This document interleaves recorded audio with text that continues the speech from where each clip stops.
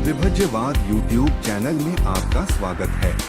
माता यता नियं पुत्तं आयुष एक पुत्तमनुरक्षे एवंपि सर्वभूतेषु मान संभावये अपरिमाणं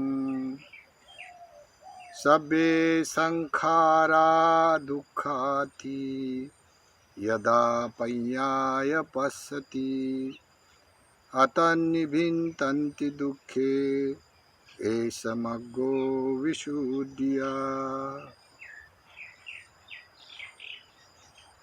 माता यथा नियं पुस्तं आयुष एक पुत्र मनोरखे। जैसी कोई माँ हो, अपने एक लौटे बेटे के ऊपर अनुकंपा करती है, रात दिन उसका ख्याल करती ले, उसके लिए जीते, उसके लिए मरती है। ठीक इसी जैसे मन स्वभावत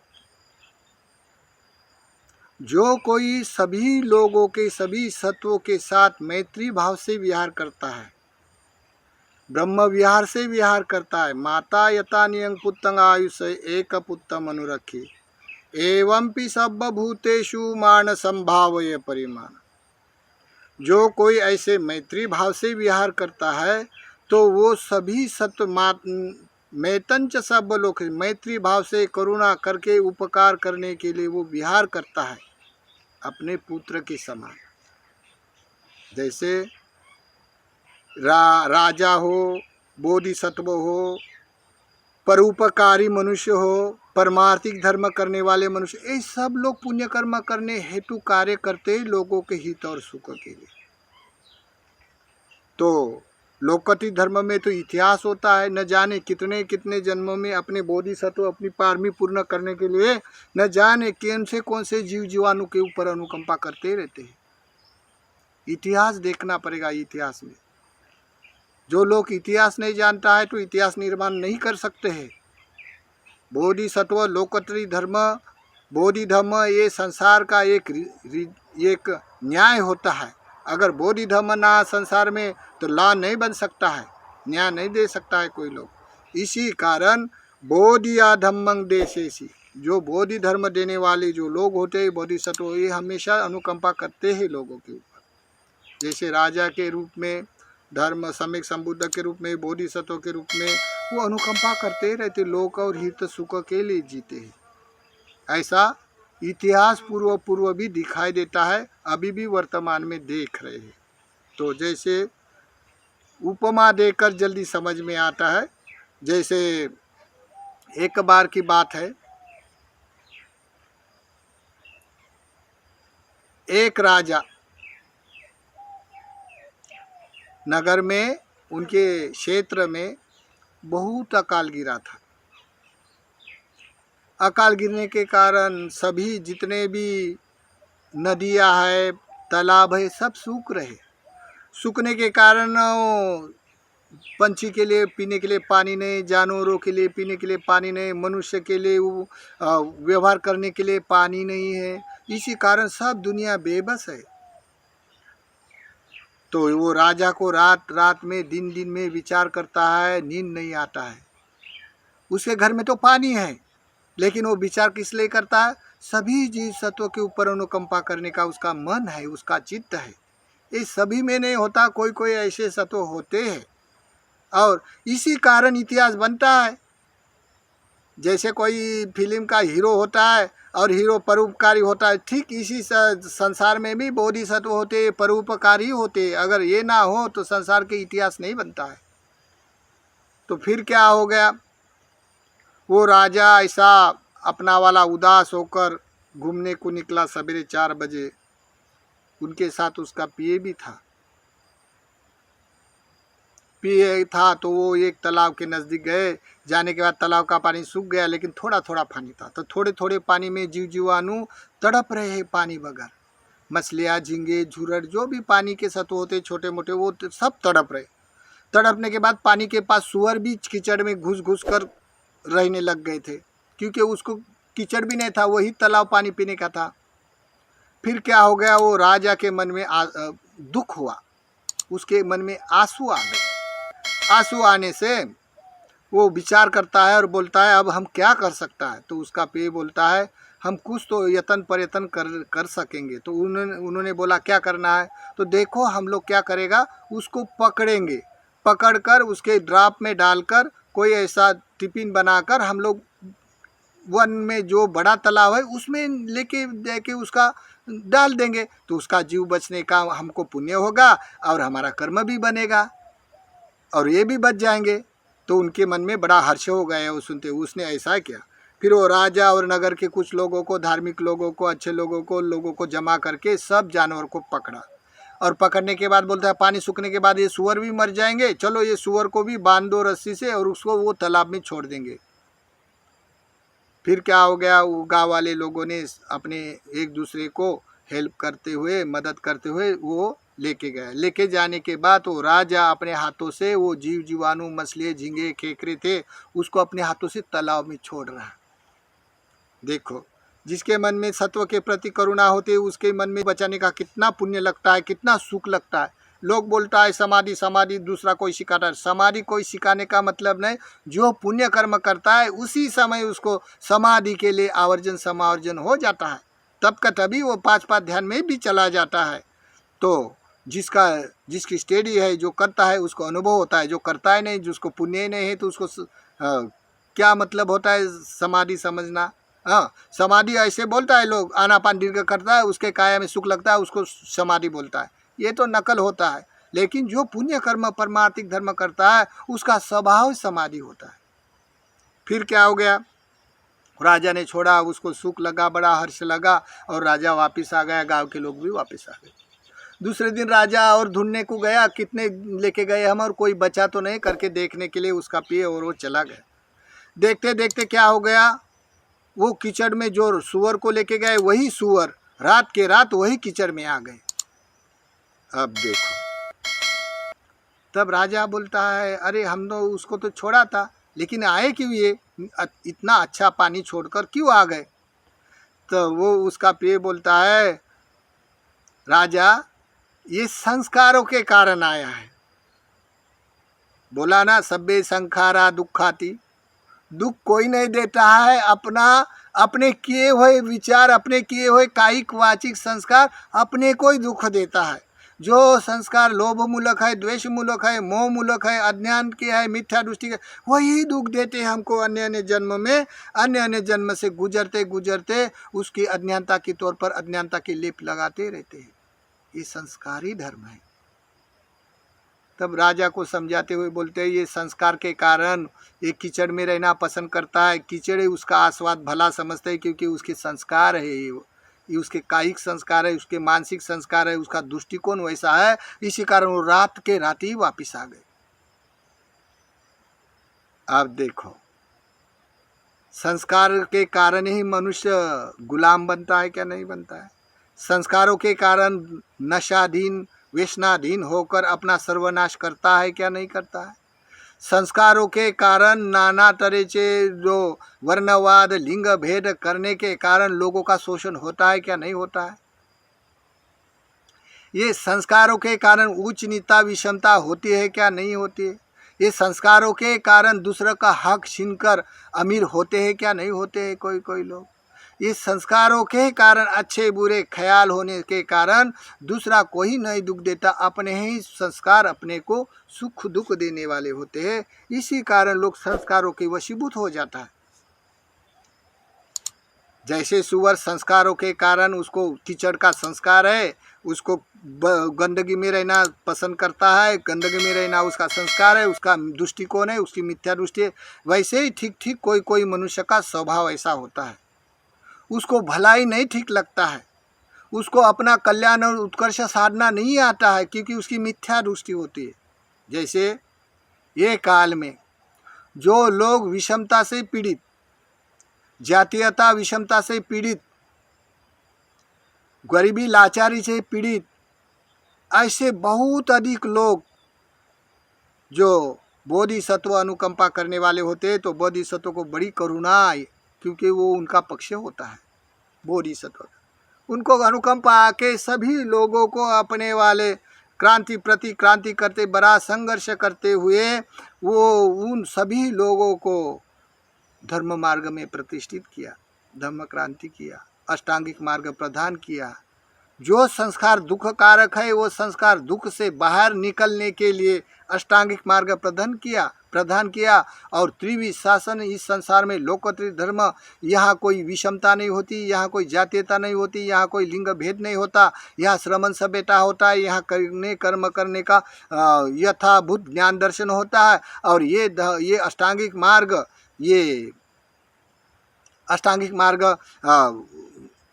में अरहंत होना संभव होता है, और अरहंत और अष्टांगिक मार्ग में अंत अर्थ होता है। ऐसा देख कर उन्होंने अपनी धम्म क्रांति करके अष्टांगिक मार्ग को ठीक ठीक जानकर प्रदान किया। जैसे वो राजा ने जीव जीवाणु पकड़कर वन के कोई तालाब में जाके छोड़ दिया है, तो सुअर रात को वापिस आ गया, तो क्या वो सुअर अपने गंदगी के कारण वापिस आ गए तो क्या राजा का कसूर है? ठीक इसी तरह जो बोधिसत्व ने अनुकंपा करके समाज रचना निर्माण किया है, सभी शोषित पीड़ित लोगों को आरक्षित करके सुख प्रदान किया है, भौतिक पार भौतिक उत्कर्ष उत्थान साधने के लिए यथोचित सभी कार्य करके छोड़े हैं। फिर भी कोई लोग सदा तीन रत्नों के प्रति श्रद्धा नहीं करते, धर्म कुशल कर्म के प्रति श्रद्धा नहीं करते हैं, और श्रद्धा न करने के कारण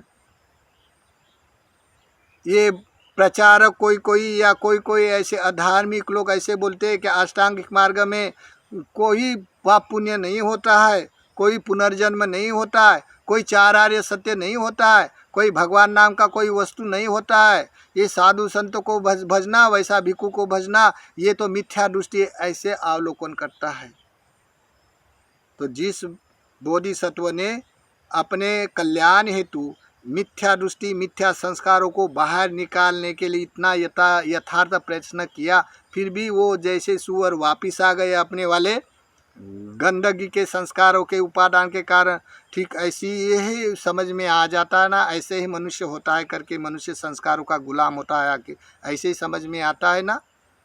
जैसे कोई लोग ये त्रिविध शासन में त्याग से ही धर्म चिरस्थायी बढ़ता है, त्याग करना पड़ता है। जो कोई लोग भिक्षु होता है, उपासक होता है, उपासिका होता है, लिविंग यूज न करते हुए नाना तरह का यत्न प्रयत्न केवल धर्म कार्य के लिए करता है, तो यहाँ तो पूरी तरह नया समाज व्यवस्था निर्माण करना है। समाज व्यवस्था निर्माण करना है तो कोई लोग परमार्थिक धर्म का अपने आजीविका के लिए उपयोग करता है, अपनी आजीविका चलाता है झूठ मूठ बोलकर। तो ये भी बोलते हैं कोई संसार में पाप पुण्य नहीं होता है, कोई पुनर्जन्म नहीं होता है, कोई भिक्षु से लेना देना नहीं होता है, जो तपता है वही भिक्षु होता है, जो पालन करता है वो कोई भी हो वो भिक्षु ही होता है। ऐसे जिसके मन में आया वैसे बोलता है, तो क्या बाबा साहब का कसूर है? बोधिसत्व का कोई कसूर होता है?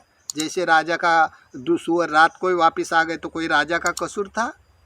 वो संस्कारों के कारण वापिस आए। वैसे ही किसी के संस्कार हो मिथ्या दृष्टि के, तो उसको भलाई कैसी पसंद आ जाएगी? क्योंकि उसके पास श्रद्धा नहीं है, उसके संस्कार ऐसे मिथ्या है। जैसे कोई लोग पहले बताने वाले धर्म अंत बताते हैं, श्रद्धा तो करते हैं लेकिन पहले बताने वाले धर्म अंत बताते। अब देखो त्रिविध बुद्ध शासन में प्राथमिक धर्म शील खंडा में आता है, जैसे दान, शील, भावना, सेवा, अपचयन, व्यवच्च सेवा, आदर सत्कार, गुरु के प्रति आदर सत्कार, श्रमणों के प्रति समर्पण, सेवा भाव, पता दाना, खादनीय पेनीय वस्तु अपने को मिलता है वैसे दूसरे को भी शेयर करते हुए भोजन रखते हैं, या पतिदान दवा पानी में भी पतादान रखता है। दान का अनुमोदन किया जाता है, ठीक से आर्य धर्म सुनता है, ठीक से आर्य धर्म का धम्म देशना धर्म विचयन करता है, और ठीक उजू दृष्टि में प्रतिष्ठित होकर ठीक अष्टांगिक मार्ग का अवलोकन करता है। ये प्राथमिक धर्म होते। फिर भी कोई लोग प्राथमिक धर्म को अंत बताते हैं और अंत धर्म को पहले बताते हैं। जो लोगों को विशुद्धि मार्ग में मार्ग का साक्षात्कार होने वाला है, सबके लिए विशुद्धि मार्ग पढ़ाते हैं, सबको मुक्ति के लिए स्वतापन्न होने के लिए आश्वासन दिया जाता है। और मार्ग को छोड़कर अमार्ग शिक्षा देता है, जैसे जानबूझकर मानस बद्ध हो जाता, एक तत्वी हो जाता है और उसका सभी उद्योग बंद होकर उसमें मिथ्या दृष्टि हो जाता है, उसमें अधिक लोभ बढ़ जाता है निखंति के कारण। तो वो जानबूझकर भंग ज्ञान करवा के मिथ्या दृष्टि की अमार्ग की रेलसेल करता है और अमार्ग का बड़ा सुख लगने में, सुख वेदना में प्रभावित आने के कारण वो मनुष्य की प्रज्ञा होकर भी दुष्पन्न बन जाता है और उसका एक ही उद्योग बन जाता है। तो ये लास्ट में अपने आप होने वाले धर्म को पहले बताया जाता है और पहले बताने वाले धर्म को कर्मकांड कहते हैं। कोई लोग ठीक से न जानने के कारण, अपने उपादान के कारण, अपने विचार मिथ्या दृष्टि के कारण उसमें फंस जाता है। फंसना संभव है क्योंकि ये उपादान संस्कारों के कारण ही होता है। तो अपने जहाँ संस्कार ठीक नहीं है, हमको कुशल कर्म नहीं करना आता, कुशल कर्म में प्रतिष्ठित नहीं, तो उसका ऐसे हो जाता। तो जैसे कोई सुअर भी जैसा समझो रात ही वापिस आ गए, क्योंकि उसके दृष्टिकोण, उसके संस्कार ऐसे ही कीचड़ में घूमना। वैसे ही कोई मनुष्य को अच्छा उत्कर्ष उत्थान का मार्ग भी बतलाया, फिर भी वो मार्ग छोड़कर अमार्ग का ध्यान करता है, जानबूझकर अमार्ग का भंग ज्ञान के परिणाम से ध्यान करता है। तो कोई लोग पहले बताने वाले धर्म अंत बताते, अंत बताने वाले धर्म पहले बताते। तो जो कोई लोग बुद्ध शासन के त्रिलोकत्रय शासन में सुविख्यात है, सुविख्यात होने से यहाँ श्रमण सभ्यता है, श्रमण सभ्यता होने से श्रमणों को दान दे दिया जाता है, श्रमणों के अनुशासन में रहा जाता है, श्रमणों से आशीर्वाद लिया जाता है, श्रमणों को दान देकर, बुद्ध विहार देकर श्रमणों को शिक्षा के लिए यत्न प्रयत्न करता है और श्रमणों का उत्थान करने प्रचारक हेतु लोग कार्य करता है। ये लोकत्रय शासन का, त्रिविध शासन का विनय है, ये करणीय कर्म बोला जाता है। तो ये लोग पूजा वंदना भावना दान धर्म को देना लेना, मेनबत्ती अगरबत्ती पतिदाना, ये कर्मकांड कहते हैं। और करने के बाद जो नहीं करना है, जो अमार्ग का भंग ज्ञान के भी परिणाम से ऐसा होता है, विशुद्धि मार्ग में सब लेखा जोखा होने के बाद भी वही रेलछल करता है और अपने में मिथ्या दृष्टि होकर वही बद्ध हो जाता है, स्वयं करता है, दूसरे को भी ऐसी शिक्षा देता है और कहता है जो तपता है वो भिक्खु होता है, ऐसे भी आश्वासन दिया जाता है। तो जो कोई लोग गृहस्थों की सील लेते, गृहस्थों से सील लेते, गृहस्थी आचार्य पैचार्य से सील लेते, गृहस्थों से परित्राण करवाते और गृहस्थी को दान देते, गृहस्थ की आशीर्वाद लेते हैं और गृहस्थों की शासन में रहना उचित समझते, तो है ना मिथ्या दृष्टि। जैसे कि जैसे राजा ने इतने सतों पर अनुकंपा किया है, तो वैसे सुअर रात के रात संस्कारों के मिथ्या दृष्टि के कारण वापिस आ गए, वैसे ही अवलोकन करते हैं ना हम लोग। तो बोधिसत्व का क्या कसूर होता है? तो ठीक जैसे माता यथा नियंग पुतंग आयुष एक पुत्र मनु रखे एवं भी सब भूतेषु मान संभाव्य परिणाम। जैसे कोई बोधिसत्व राजा हो, अपने करुणा के कारण अपने प्रजा के ऊपर, अपने लोगों के ऊपर अनुकंपा करते हैं लोग, और अनुकंपा करने के जो लोग बेईमान होते हैं, वो बेईमान लोग होने से कारण वो मिथ्या संस्कार मिथ्या दृष्टि के कारण बेईमान होते रहते। ये संसार का रीजन है। न जाने ये त्रिविध बुद्ध शासन में लोकत्रय धर्म में कितने बोधिसत्व उपकार करते हैं और उपकार करने के बाद उसको कितना दुख सहना पड़ता है, फिर भी वो किसी के ऊपर प्रतिविरोध नहीं करते हैं। तो कितने बाबा साहब ने अनुकंपा किया है, लेकिन वो जाने के बाद कितने लोग धर्म के प्रतिविरोधक होते हैं अपने मिथ्या दृष्टि के मिथ्या संस्कारों के कारण। तो इसी कारण जो लोग ये मिथ्या संस्कार मिथ्या दृष्टि से अवलोकन करता है, तो कोई नहीं बच सकता है, क्योंकि जो संस्कार हम करते हैं वही संस्कार दुखदायी होता है। तो इसी कारण बोला गया है, जैसा जो कोई मनुष्य मार्ग छोड़कर अमार्ग का ध्यान करेगा और बुद्ध के वचन छुपाकर दूसरे के वचन डाल देता है, यही वचन है बोलता है, तो ये मिथ्या दृष्टि है। मिथ्या दृष्टि का अवलोकन करने से कोई लोग ऐसे बोधिसत्वों को, जो बोधिसत्व ने अनुकंपा किया फिर भी उसके कर्म के लिए वो उपकार नहीं मानते हैं, बेईमान होते हैं। ये संसार का नियम है ऐसा। जो कोई अकुशल संस्कारों में मिथ्या दृष्टि में प्रतिष्ठित है, उसको सम्यक दृष्टि अच्छी नहीं लगती है, मार्ग ज्ञान दर्शन विशुद्धि अच्छा नहीं लगता है, फिर भी वो लोग ऐसे करते रहते हैं। तो जैसे ये जन्म में देखे हुए जाने हुए बाबा साहेब ने जैसे अनुकंपा करते एक बहुत बड़ी समाज रचना बनवा के चले गए और बहुत सारे लोगों का कल्याण किया। फिर भी जो लोग अपने अपने प्रतिष्ठा में पुण्य कर्म करते रहते, ये अपने लिए कोई ना कोई जन्म में अपना अर्थ को प्राप्त हो जाएंगे। लेकिन जो लोग जानबूझकर बेईमानी करते हैं, बेईमानी करने के बाद जो नहीं करना था वो करते हैं, और जो नहीं है बुद्ध शासन में वो है बोलता है। इसी कारण लोग अपने मिथ्या दृष्टि के कारण, मिथ्या संस्कारों के कारण, आदतों के कारण वो मिथ्या दृष्टि को और अपने मिथ्या दृष्टि में जाने का प्रयास करते हैं। तो क्या बोधिसत्व का कसूर होता है?